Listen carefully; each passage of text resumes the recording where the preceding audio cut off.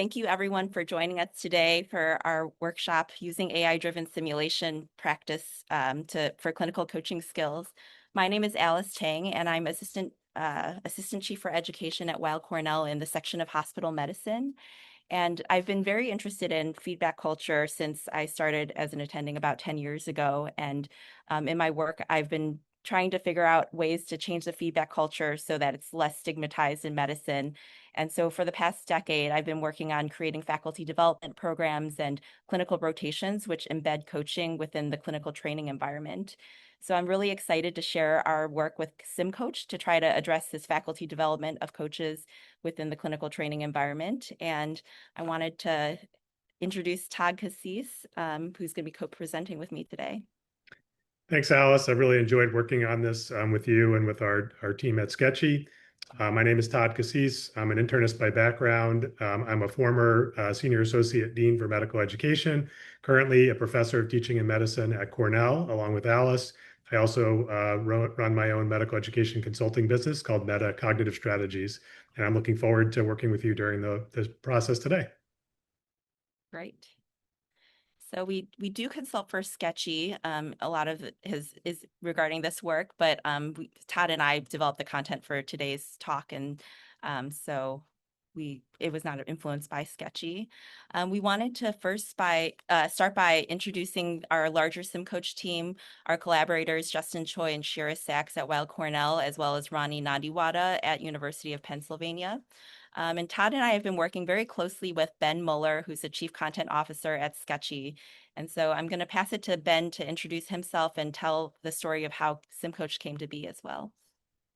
Thanks, Alice, and thanks, Todd. So I'm the Chief Content Officer here at Sketchy. I like to call myself a reformed urologist, but have been at Sketchy now for about 6 years. And met Todd and Alice when we started working on some clinical reasoning advancements about a year ago, thinking about how to best assess and evaluate students' clinical reasoning abilities. And we all met out in LA, and during that conversation, started talking with Alice about her interest in coaching and realized that we could potentially repurpose our DDX platform to use some of the coaching techniques that she's been working on. So just by way of a little bit of context, DDX was built as a clinical reasoning tool to teach students how to practice clinical reasoning in a realistic but safe way. We have a bunch of interactive cases that they can work through and sort of practice that ability that can be, as you all know, somewhat difficult to teach and have opportunities to really train in a high fidelity way. It also gives faculty a way to sort of see into their students' minds, which is something that we're really proud of and think is really powerful. And so through that collaboration with Todd and Alice on that clinical reasoning side, we have built out now some of this coaching material that we're excited to show you today. Thanks so much for that background, Ben. So we're excited to kind of put ourselves in the same seat and being able to see into the faculty's mind through the work of SIMCoach. And so you will all have a chance to try SIMCoach today. And so we're excited to hear your perspective. Before getting started in the workshop, we did want to mention that when we say coaching in health professions education, there's a lot of different forms that we know coaching can appear, whether it's a longitudinal academic coaching program for learners over the course of medical school or residency, or skills training by our clinical supervisors, developmental coaching, or remediation coaching. And so today, based on the context that I've been working in, we're going to be focusing on the skills coaching, so primarily through the lens of clinical supervisors. But we are actively working on building out coaching cases in some of these other types of coaching contexts. And so we think that it's important to be able to practice these skills and receive high quality feedback if you're coaching in any of these contexts. So stay tuned. So by this end of the session, we hope that you'll be able to describe the key features of clinical coaching and what distinguishes it from feedback, be able to apply a coaching framework that we're going to introduce to you all called Coach to Adapt, and then be able to use that during a simulated learner encounter, and then be able to analyze the feedback that you receive in this learner seat and be able to use it to improve your coaching skills going forward. So just a snapshot of how we're going to spend our time. We are going to spend some time building a shared mental model about what coach to adapt is and what our best practice for coaching in the clinical training environment may look like. But then we're going to spend the bulk of our time actually practicing these skills in SIMCoach with a standardized learner, and be able to coach on SIMCoach and then receive feedback, and then spend some time debriefing at the end. So we hope it's very interactive and you guys find it to be an engaging experience. Just to start off, we thought that it'd be helpful to think about our own experiences as educators, and think about our experience with feedback, and wondering if anybody has had a feedback conversation that did not go well, either from the feedback giver side or the feedback receiver side. I think this is probably a rhetorical question, because if you've been doing this long enough, we have all had those stories that stick out in our mind where feedback did not land the right way. And so if you'd be willing, we'd love to get a sense of like what challenges people are experiencing. And if you could kind of summarize it in like one or two sentences, like what that experience was like and what specifically did not go well. Todd is going to be looking at those examples in the chat while we talk about some of the possible challenges and feedback, and then we'll give us a summary of some of the themes in just a moment. So I'll give you guys a couple seconds to think and start entering those responses.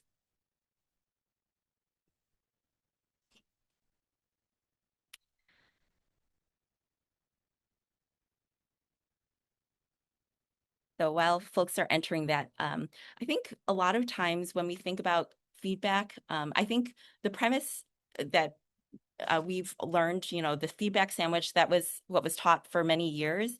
I think even the premise of like giving feedback is probably a big problem. That is why we feel that feedback conversations don't land well. It puts us in opposition and often sets up a one directional exchange where we as a feedback giver are delivering some feedback to our learner, and essentially they receive that feedback whether they want it or not. And that often puts us in opposition and can make us feel in conflict, and can make learners feel misunderstood, and ultimately can cause feedback to land on deaf ears, which obviously is not helpful for anybody, because feedback that's not incorporated or accepted and then incorporated and used to get better is really not helping anybody. So I think that what we need is to be able to be on the same team and not feel like we're like getting ready for battle. And so I'm curious, Todd, if others in the chat are experiencing similar challenges, or if you can give some of the themes that you're seeing in the examples. Yeah, we've seen some really great examples, and please keep them coming. A lot of it seems to relate to some of the power dynamics and the interaction while trying to take care of patients, doing many things at once. There's also, I think, a really significant thread that's around insight of the learner or lack of insight of the learner, and also maybe not being open to the feedback that's being provided, or when the facilitator shares something that maybe the learner didn't expect, and how to adjust to that. But really great examples. Please keep them coming. I think these are part and parcel of the work that we all do, and it's really challenging. Yes, I think that those are so much of the challenges, like not being able to get a sense of like what are they thinking, and when we just set it up as a one-way exchange, it's really not setting us up for success to know where's our starting point in that conversation. Thanks so much for distilling it, and Todd will keep on monitoring the chat if there's other thoughts that come up. So we propose reframing the relationship between the coach and the feedback giver and the feedback receiver, and kind of getting rid of the notion of like giving feedback, and rather reframing it as a conversation. And so coaching essentially redefines the relationship between the person who's giving or sharing the observations and the person who's receiving and reflecting on those observations, puts them on the same side of the team. And so essentially Chris Watling and Corey LaDonna, they've done a lot of work in studying coaching, and did a qualitative study looking at coaching within medicine as well as outside of medicine and sports. And they distilled coaching down to like the three core hallmark features of coaching as like mutual orientation towards growth, continuous reflection, and then using failure as a catalyst for learning. So I think that this really describes the types of conversations that we want to have with our learners, but it's very difficult when we start from a place where we feel like we're the bearer of bad news and like I'm going to have to like create this tension in our relationship. And so using coaching to really reframe the relationship and be able to have it be more of like a collaborative approach towards a shared challenge is really kind of alleviates a lot of the challenges and the tension that we experience when we think about feedback. So we wanted to propose the coach to adapt model as a way that to develop a shared mental model of like what a clinical coaching encounter might look like, where we're deliberately embedding coaching. So many of you may be familiar with the framework of prepare to adapt, which was initially published by Tyra Fainstead as a feedback framework. But we're proposing essentially deliberately incorporating coaching concepts and strategies at each step to be able to reframe it as like a coaching relationship and not just like a feedback delivery mechanism. And I think the reason we chose this prepare to adapt model to iterate on rather than some of the other models within the literature that you may be familiar with, like R2C2 or RxOCR, is that we really liked how deliberate it was in distinguishing the different phases of the relationship or interaction between the person who's going to be sharing observations and the person who's going to be receiving those observations. It's not just like a one and done sit down and share information, but really talks about preparing the relationship and being intentional about that first step of setting things up well, and then kind of brings you through the steps that are before that feedback conversation to set things up in the right way. So we'll go through each of the steps, but first we'll make a comment about like what are coaching strategies. And so there's a lot that's been written in terms of coaching strategies and all the different contexts that we talked about earlier. But we tried to pull out some of the ones that we think are core to really establish, especially in the clinical training environment where the dynamic is different, is there is that hierarchy, and it's complicated because people are wearing multiple hats. They're also the assessor and giving a grade at the end of the rotation while trying to be a coach. So a lot of intentionality has to be put towards redefining that relationship and creating that safety up front. So in terms of coaching strategies, many of us already have a lot of these strategies that we've cultivated from other roles that we may play as teacher, as mentor, even as like clinician. If you're taking care of patients, establishing trust and respect is something that we often have developed the skills for, as well as conveying empathy. But there are other coaching skills that require us to kind of unlearn some ingrained behaviors that we may have from developing all of our knowledge and becoming the expert in the room. I think a lot of times as teachers, we're used to being in a lecture hall, conveying all the information and really telling people what they need to know for the test, or like conveying the knowledge that they might identify as lacking for a learner. But the coaching approach is actually asking instead of telling. And so instead of like being the person that gives the answer, it's really helping foster self-reflection to help the learner gain self-awareness and be able to uncover those gaps and opportunities for growth themselves. So using strategic questioning, and then I think not all questions are created the same. And so using what and how questions rather than why questions can be very strategic, because when you are asked, why did you do this? It kind of puts people in the mindset of like defensiveness, justification, whereas like, what made you do this? Or like, how might you approach this? Puts people in more of like a forward-thinking planning mode. And so we generally recommend trying to reach for those how and what questions over why. And then the last strategy that we wanted to highlight today is just this idea of facilitating self-management for the coachee. So I think depending on the situation, our learners might need us to help them reframe failure as an opportunity for growth, or help them apply some self-compassion when they're being very hard on themselves. And so being that person that can take a step back to see like, what does this learner need in this moment, and help the learner be able to access those strategies to help them themselves.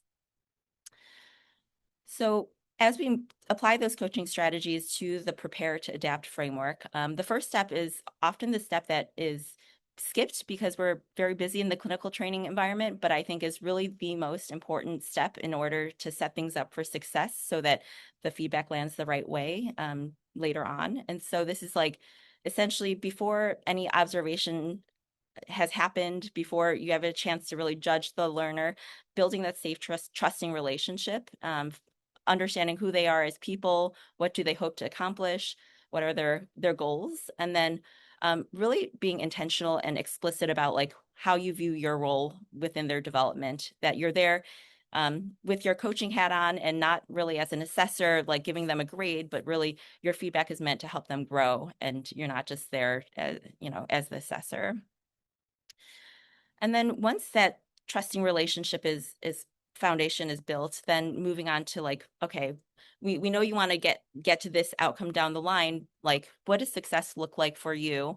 And what are some of the strengths that you have that will help you get closer to that goal? And what are the areas that are challenging or like the opportunities for growth that you think need to be addressed in order to get to your goal? And then helping them distill it down to like, what's one step that's going to get you closer to that long-term vision that you have of yourself. I think a lot of times when we ask learners, like, what's your goal? We get something very vague, and it's hard to operationalize that or like help support their vague goals. So sometimes the SMART goal framework can be helpful to just figure out like, what are we going to work on today, or what are we going to work on this week together? And so remembering SMART goals are specific, measurable, attainable, relevant, and time-based. That'll be helpful to figure out like, what are we going to do together and how will we know that we're successful? And then the last step, because this idea of mutual orientation is really in a core part of this coaching relationship, once they set their goal, it's ideal for you to kind of say like, what's your job in this goal? And so like, I will watch you for when you are running rounds to see how you engage the other learners, or I will watch you when you talk to patients at bedside to see if you're avoiding jargon. So giving your commitment of like how you're going to help them be successful with their goal.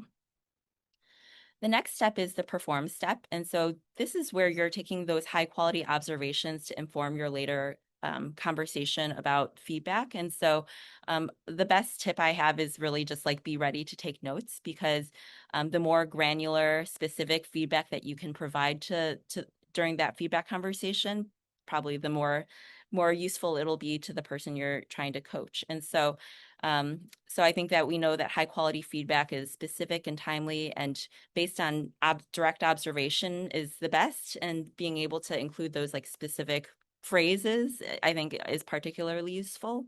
And trying to avoid assumptions, which is so difficult for clinicians because we are trained to have an assessment and plan and come up with some conclusion. But really, the best practice is really providing that granular like data to foster self-reflection and not be prone to coming up with some kind of conclusion of like what drove the behavior, because that's like our highest risk moment to basically lose trust, lose credibility if we come up with an assessment that is incorrect. So for example, if a learner comes onto rounds 20 minutes late with a coffee in their hand, probably just giving the direct observations of like, I noticed that you came to rounds 20 minutes late with a coffee is better than saying like, you need to take this rotation more seriously, because we don't really know why they're coming to the rotation late. And we want to give people the benefit of the doubt for sure. And then the last piece is like limiting the quantity and scope. There is such thing as feedback overload, because we know our working memory is very limited. And so I think it can really only hold on to probably one or two things that you want to focus in on. And so trying to be targeted about like what is most important. So usually trying to draw on like what goal they set. So what is their motivation, and prioritizing that. And then perhaps like one other priority area that you feel is most important to help drive their growth. So that's the setup to ensure that the feedback conversation goes smoothly. And then we go into the adapt part of the prepare to adapt framework, which is essentially what we classically think of as that feedback conversation. And so it's actually pretty well framed in a way for a coach, because if you notice there in ADAPT, there's actually two asks. And so remembering that frame of mind that our job in this conversation is not necessarily to be the bearer of bad news unless you absolutely have to be. But we're going to be using our ask skills, ask and not tell skills throughout the conversation to try to help foster self-reflection and help the coachee gain self-awareness and be able to develop goals and action plans that they actually feel will be successful for them.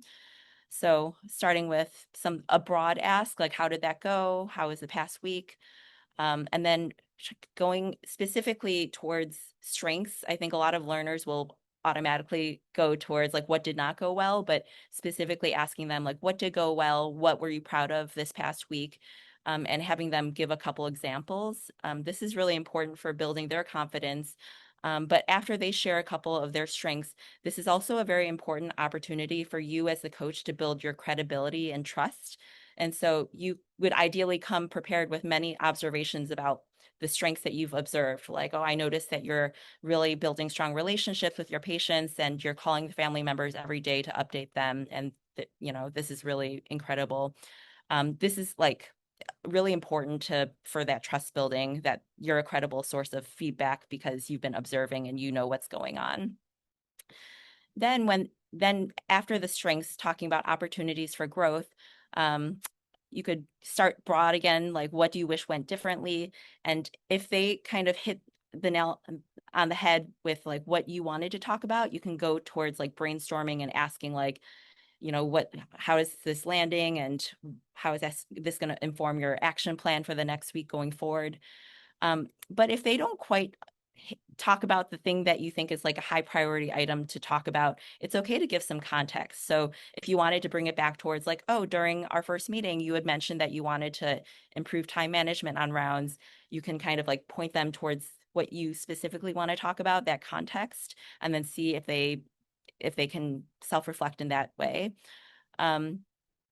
If they aren't really able to identify the gap there, you can go towards providing the observations that you have from seeing them on rounds, seeing them at bedside.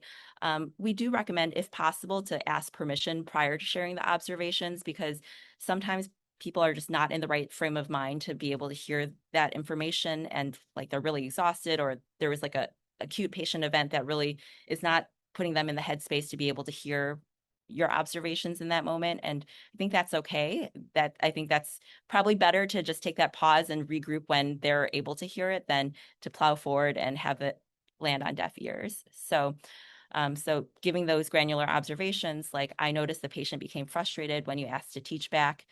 And then once those observations are shared, giving the learner, like this is essentially the ask to step, an opportunity to respond to the observations and give some reflections of like, oh, actually, like this is the context and why that happened, or like, yeah, I was really upset by that, and I'm glad that you brought it up.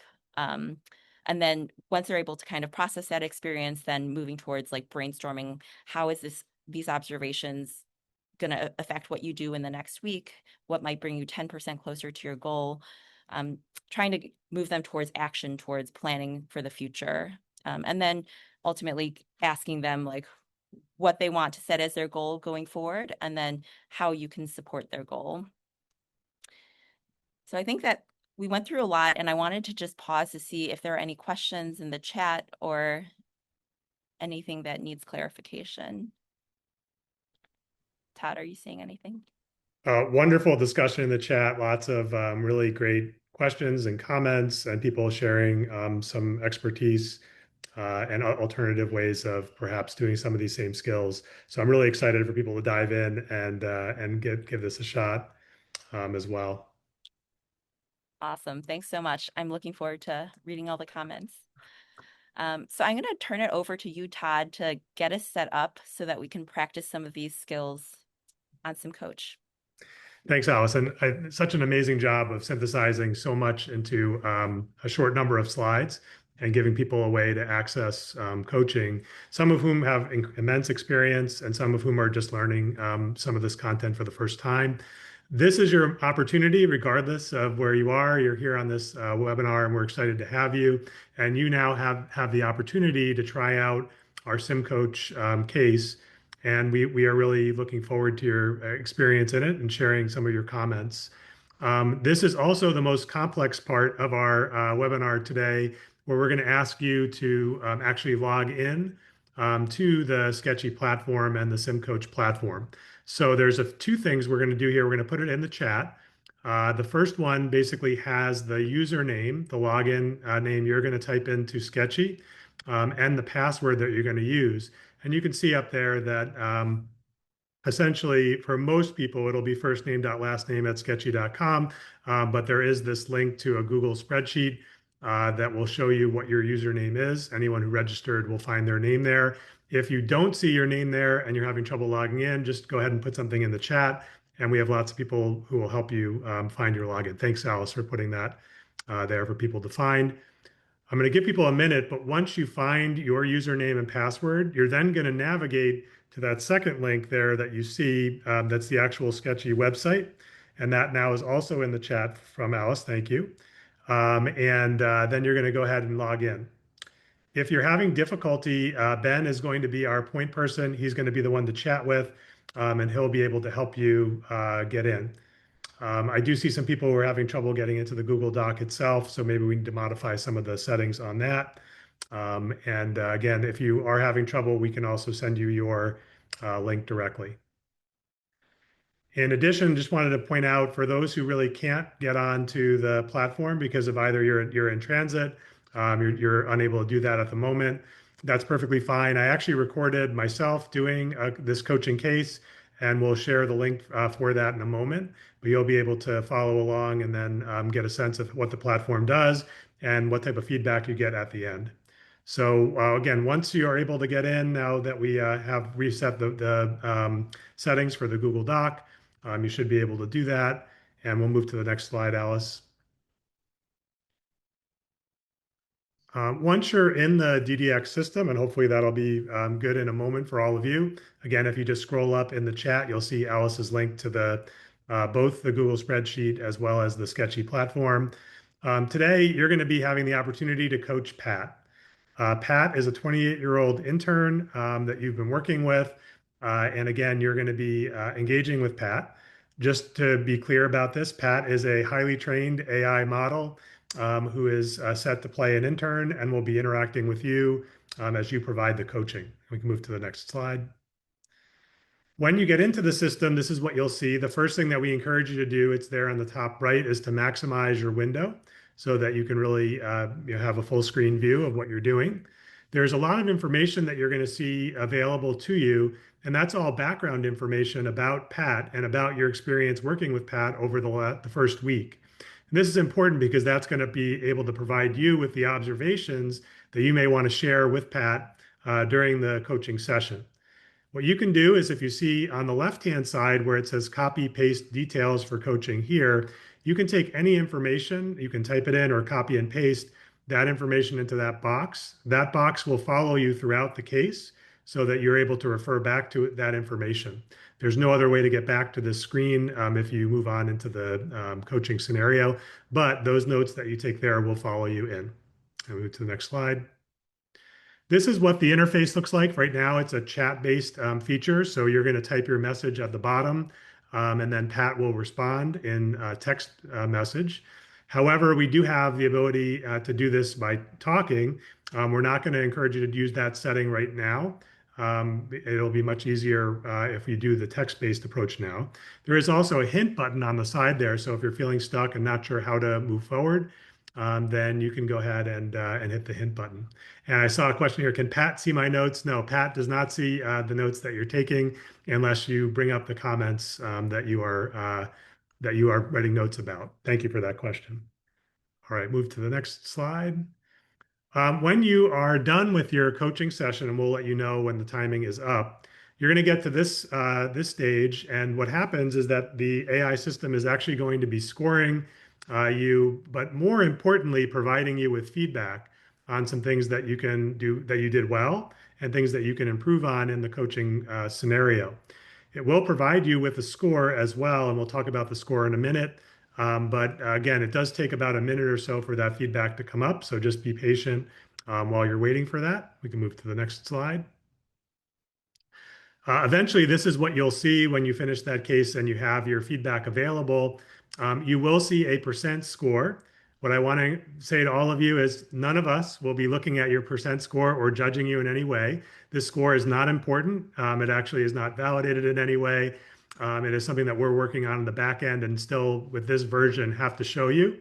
However, I want everyone to be aware you're 100% in my book, whatever score you get on here, and you should just ignore that part. The key is to look at each of the different parts of the ADAPT framework and see sort of what's the feedback that I'm being given here, and is this something that I could apply in a future coaching session? And that's really what we want you to focus on during this activity. Okay, we can move to the next slide. I think at this point, what we're going to do is we're going to get you started. So I see a lot of people communicating with Ben in the chat. Thank you. Please keep doing that, and we'll do our best to make sure you can get in. As I mentioned, there is also a link for a demo if you're unable to get in. And maybe Alice, you can refresh that link here. But we want you to go forth and coach Pat. He has been waiting patiently for you to meet with him now and go over feedback. We're going to give you about 20 minutes, maybe give or take, to do the case and to receive and review your feedback. So we'll pause here and continue to try to help people get into the system if they're having trouble. Thanks, and go forth and coach. If you want to put it on mute because you're hearing some of the comments, feel free to do that. We'll make sure everyone's back and ready when the time comes. Have fun coaching. Again, we know not everybody got all the way through. We would ask at this point that if you are in the middle of coaching Pat, go ahead and hit the continue button. We recognize that your score will not be perfect. That's okay. As I mentioned, please don't worry about it. You'll have the opportunity to continue to try the case if you want to do that as we move forward. Again, we really wanted to give people an opportunity to play in the system and experience what it might be like to coach an AI learner using the approach that Alice referenced earlier. We'd now like to engage you in a little bit of a discussion in the last 10 minutes about this experience, and we're going to do that by using an interactive feature called Slido. So we welcome you to, again, either use the QR code or you can go to slido.com and enter the number that you see there on the lower left. And we'll start with positives. We'd love to hear what you liked about the SIMCoach experience and welcome any of your input here. The next question is a little bit more about things that you'd like to see enhanced within the SIMCoach experience. So let's start with positives. Feel free to go ahead and turn those in and we'll address it as it comes through. Easy to use. Yeah, I think I hope most people found it easy to use. I know some people had challenges in getting into the system. Interactive. Yeah, I've always been surprised at how interactive it feels, even though you're working with an AI learner. I like the detailed feedback. Yeah, thank you. Low stakes. I think that's really important because, again, we really don't get enough opportunity to practice some of these coaching skills in a safer, lower stakes environment. It's usually when we're actually meeting with that learner, and that can really be a challenging way to get there. Yeah, I think an important point there about maybe we could have sent you your login information sooner. Wouldn't have had as many frustrated years. Agreed. Thank you. We will definitely do better on that in the future. The hints someone mentioned, yeah, we really are thinking about what serves as good hints. As we develop our cases, we're also thinking about using an educational strategy where the cases get more and more complex, and you have less and less scaffolding or support as you go through them. So thank you for that. Yeah, I really like this point about the value of typing rather than talking, that it actually allowed you to slow down and think about the questions and answers. And I agree with that. I think when you're in the moment, it's really what's on your mind and how are you moving from one part of the conversation to the next. This gives you a chance to really try out some different ways of thinking and talking. Yeah, people would like the talk option. And again, I think we have that planned in our next iteration. So thank you for that. Yeah, sometimes the responses were quick, which will get into some of the things we can do to enhance it. Pat had a lot of insight, I think, and therefore was ready to provide some of the things that he wanted to work on.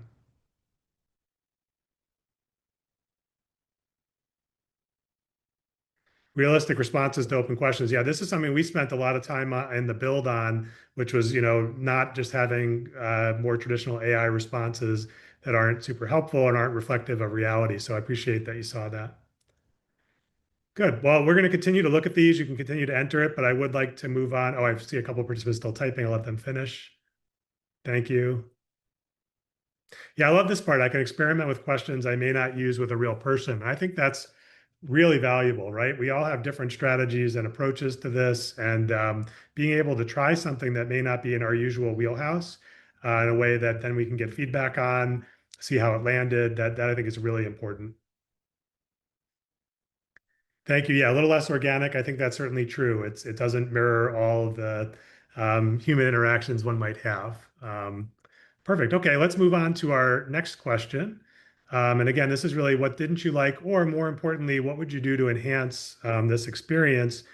And if you want to put in there, like who do you think this would be best for? Who should be using this, and who would use it at your institution if you had access to it?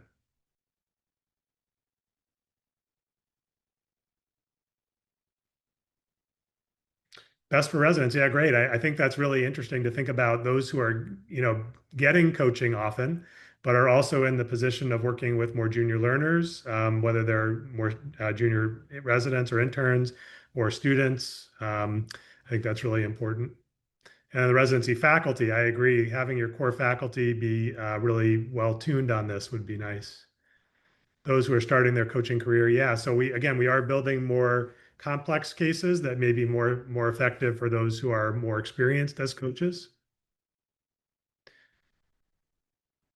Great. So people are already kind of talking about, what if Pat were a little less open to the feedback? And we have that. We have Patrick. Patrick is not quite so insightful and open to the feedback that's being provided. Good. Clinical rotations. Thank you. Yeah, again, I think the amount of time that people can use here is really highly variable. We've had people that have finished the coaching interaction in 10 minutes and those who take over 30 minutes. And I think that's the beauty of the system. It can be done in a live session like we did, or it could also be done as preparation for a faculty development session where people are doing it on their own time and trying it in different ways. A lot of the folks that we've done this workshop with before have enjoyed multiple opportunities to coach this learner and try different things. Yeah, I love that there's some people who are not in medicine and came to try this out. I think there's value in the coaching skills across many disciplines. And so, yes, we have a context that's relatively specific, but the skills are very transferable. So, thank you for that. Yeah, thanks for giving feedback on some of the technical issues. I know Ben and his team will look into that on the back end. Great. Yeah, I think having the ability to talk and interact would really increase authenticity. Again, when we type something versus when we say it, obviously those are two different things, and so things often come out differently. So I do think that's an important aspect of making this a more realistic experience. Good. And people who feel like seeing the ADAPT framework would be helpful as you're going. It is in the hint button, but actually being able to see it. And I think that really mirrors our framework well, meaning that for early individuals who are really learning how to coach for the first time, more scaffolding and support. So being able to see that without having to hit a hint button would probably be right. Okay, need more feedback on the feedback. I missed the key finding, but not sure for what I missed. That's really helpful, actually. I'd love to see that particular example. Thank you for bringing that up. We haven't seen that before, but we'll certainly look into that for you.